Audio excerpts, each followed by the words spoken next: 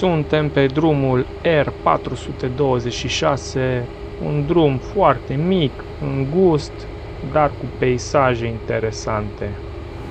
Și am ajuns la vamă cu Bosnia și Croația. Facem trecerea asta scurtă a motorului. Bună dimineața, dragilor, din Bosnia, din nou. Și, cum am promis în episodul trecut, vom pleca astăzi în Muntenegru, la Olcinj, unde avem deja rezervate 2 nopți de cazare. Ne așteaptă o zi foarte faină, furtunile și ploile și vremea rea a trecut, așa că va fi excelent. Rămâneți cu noi, vom avea o zi de vreo 200 și nu știu câți 35. acolo. O să mergem pe varianta de 230 munte, trecem în Muntenegru, vrem să facem Golful Kotor, dar doar o bucată din el, probabil o să trecem iară cu feriul ăla scurt și de acolo pe coastă până la Olcinj. Să mergem.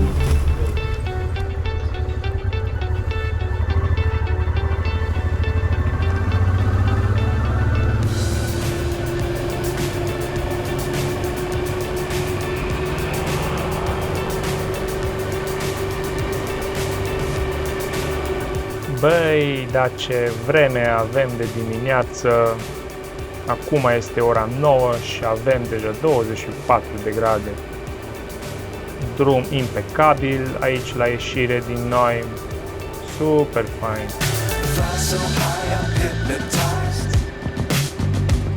What's up is down, what's left is right. Chasing stars and holding you. I can't see the end, but we'll see it through.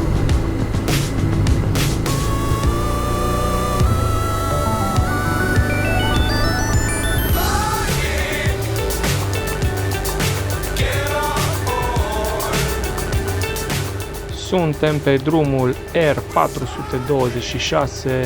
un drum foarte mic, îngust, dar cu peisaje interesante.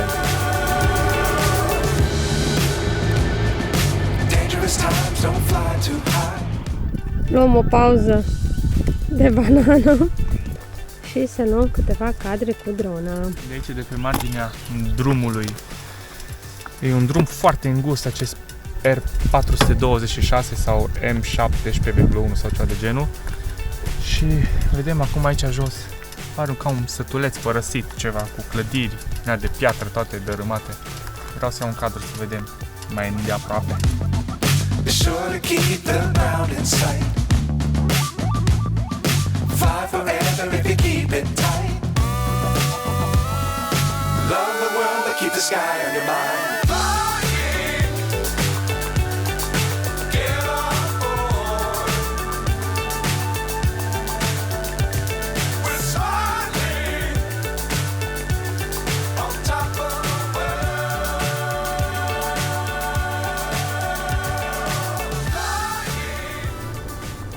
Cum se văd piscurile alea așa în îndepărtare.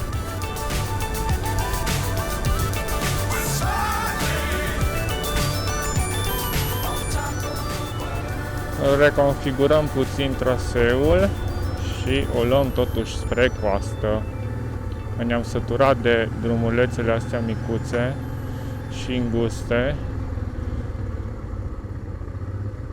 Vrem să mergem să vedem și din coasta Croației puțin. Continuăm pe drumul R428.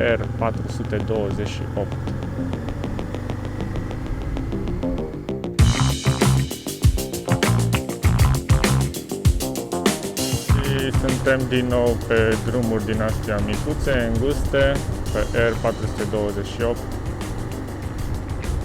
Se pare că nu am avut noroc să mergem pe drumurile mari, faine, dar deocamdată este ok și asta. Vedem ce ne așteaptă mai în față.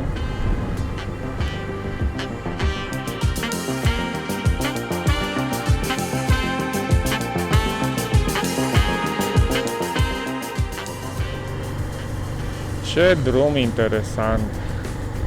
Face ca ziua noastră să fie mult mai palpitantă și mai interesantă.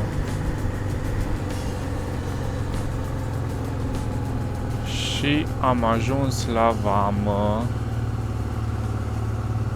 cu Bosnia și Croația. Dar nu e nimeni aici. Stai că e dincolo, în cealaltă coșmălie.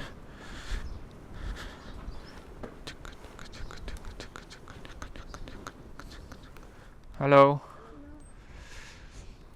Thank you. Bye.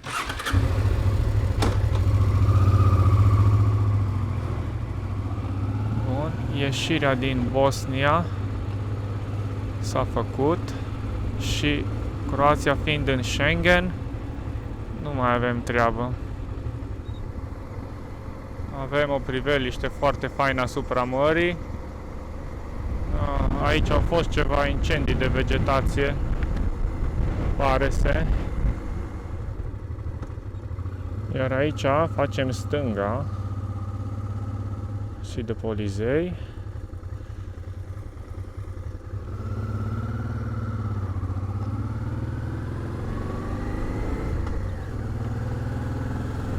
Iar de aici dă-i bătaie pe coastă.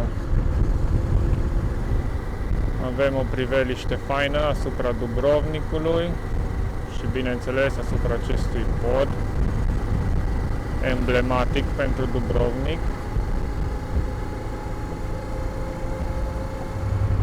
Gata, părăsim Dubrovnikul pe sus, pe partea de centură. Uitați și voi cât e de frumos. Uite-te încolo, ce nebunie e, mă.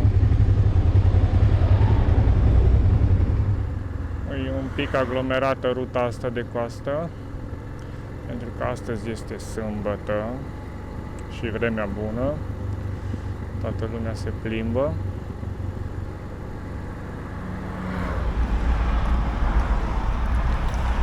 Suntem la 20 de km de granița cu Muntenegru, încă în Croația și, bineînțeles, micul dejun. Pită cu salam, sărăcia în furnie în punge, eu tot fug, de-aia am ajunge. Asta e?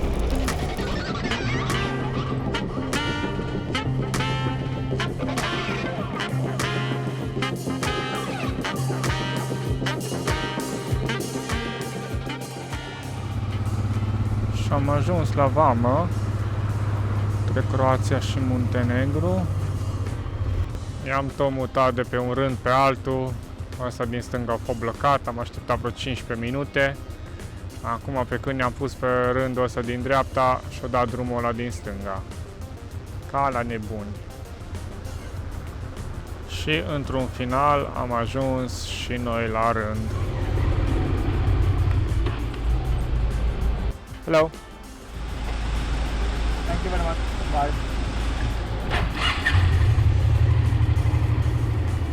Doar o singură vamă. Ieșirea din Croația nu se mai face, doar intrarea în Muntenegru.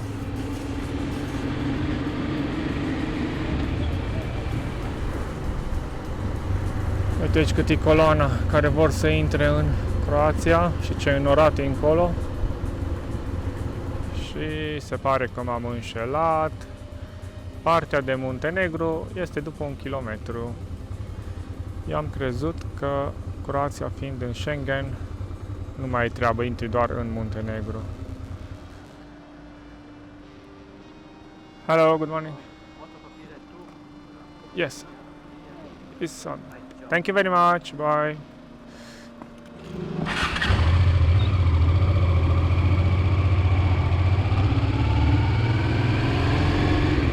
Pentru nici 10 secunde am stat vreo 20 de minute în rând.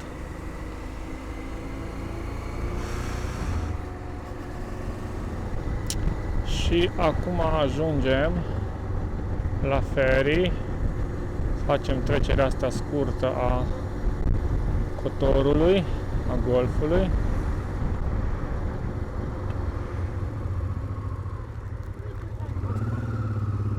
Ne-a făcut domnul semn să trecem în față.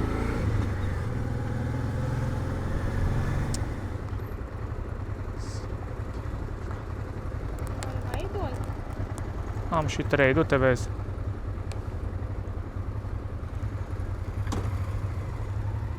S-a dus Iasmina să cumpere tichet.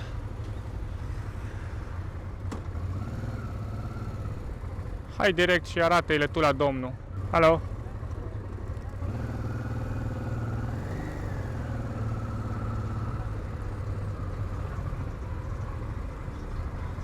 Și am ajuns pe ferie. Uite că ălalt acum au venit. Acum parchează. Și am plecat pe prima parte.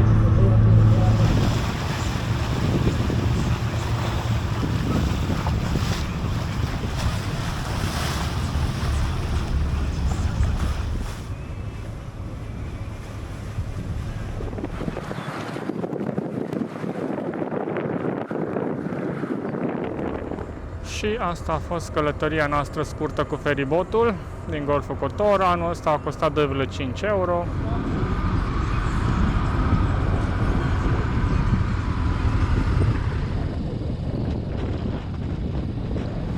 Iar acum mai avem de trecut tot Muntenegru, dintr-o parte în alta, pe coastă. Avem 90 de kilometri până la Ulcinj. Și Tivatul în plină splendoare, o aglomerație de sâmbătă corespunzătoare. Bun, hai să ne băgăm puțin pe lângă.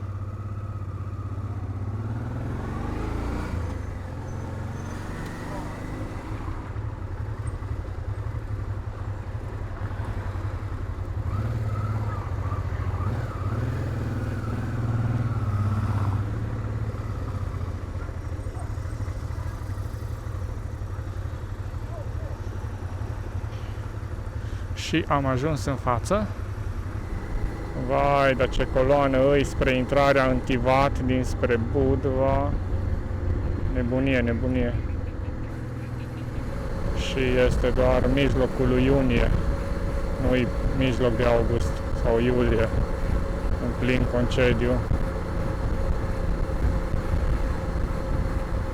Nu știu cât vedeți voi pe cameră, dar tocmai aterizează un avion.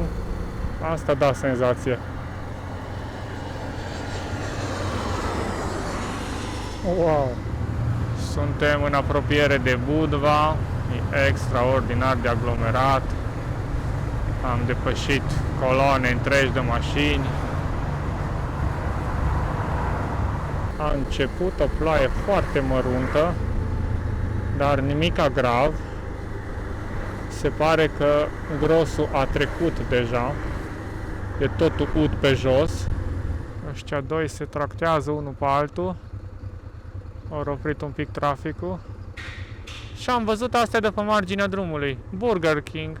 Păi cum să nu oprim noi la Burger King?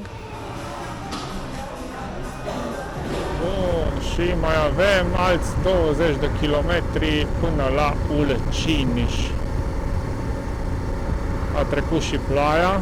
A rămas faină răcoare, în urma ei avem 20 de grade și am ajuns în Ulcinj și o luăm pe străduțele astea micuțe spre cazarea noastră.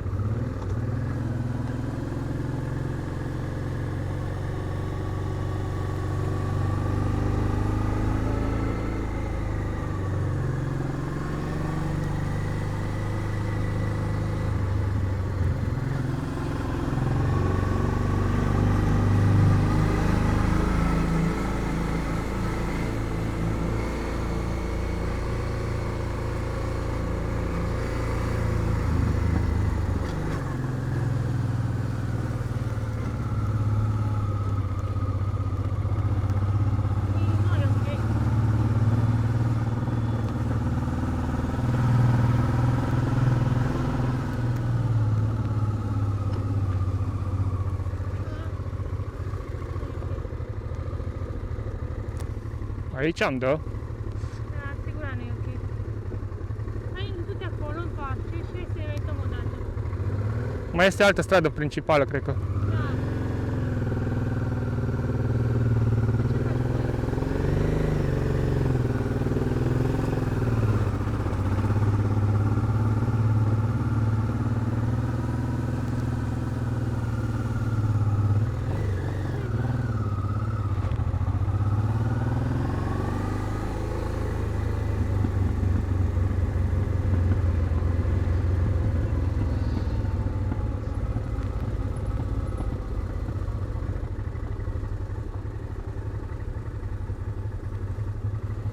Uite-te ce-a făcut cu mine. Eu trebuia acolo să ajung și uite pe unde m-a băgat el.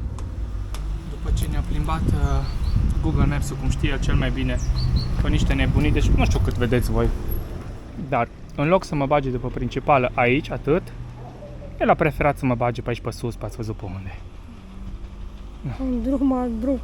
Am ajuns la Check Apartments, foarte drăguț, am fost să vedem camera. Acum despachetăm motorul, le ducem jos acolo unde e partea de parcare și cam mai e.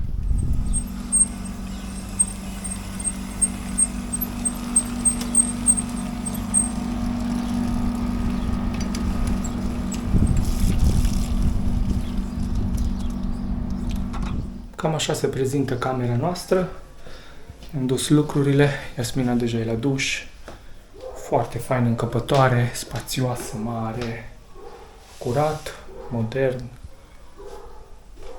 Afară avem un balcon aici. Poate să mă pun eu la masa aia să lucru, să editez.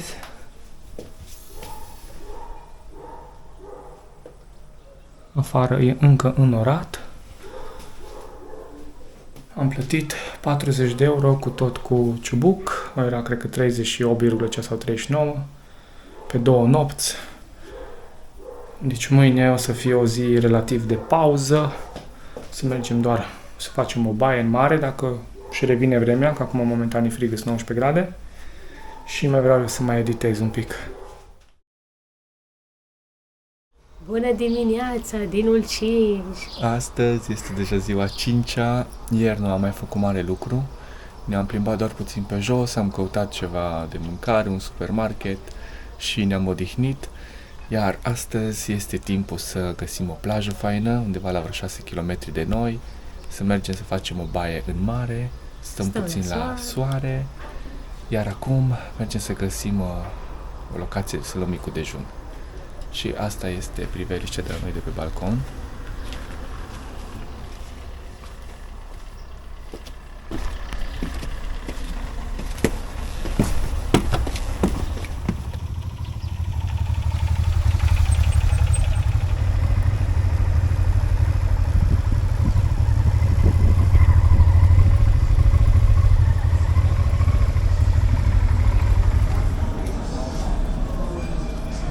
Hello, good morning. We want a breakfast? Yes. Do you have a minute? Yes, please. Okay. Thank you. Și cred că ne vom axa aici pe un singur mic dejun, English breakfast, 3 ouă, 2 cărnăciori, roșii și castraveți, 4,50 euro.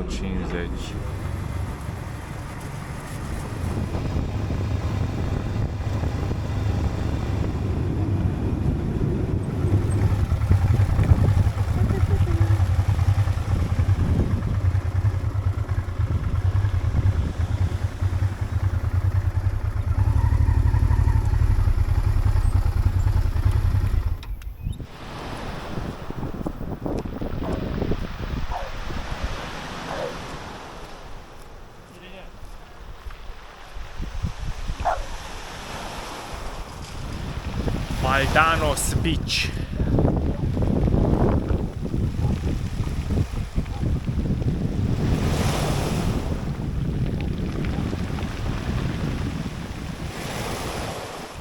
Beach time.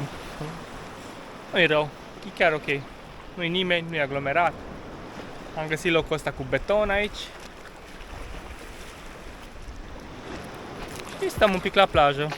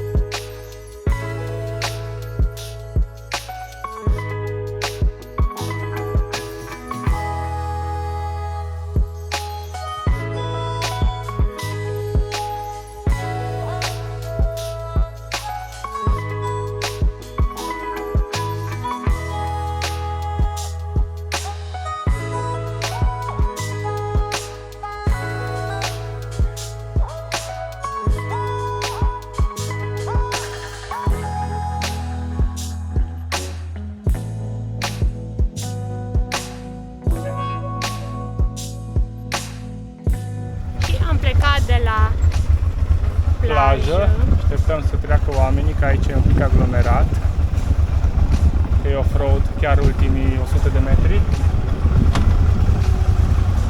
Vedem cât e 98. 1,56 de euro este 98. Încercăm aici pe țările astea să-i dăm aia mai bună dacă o găsim.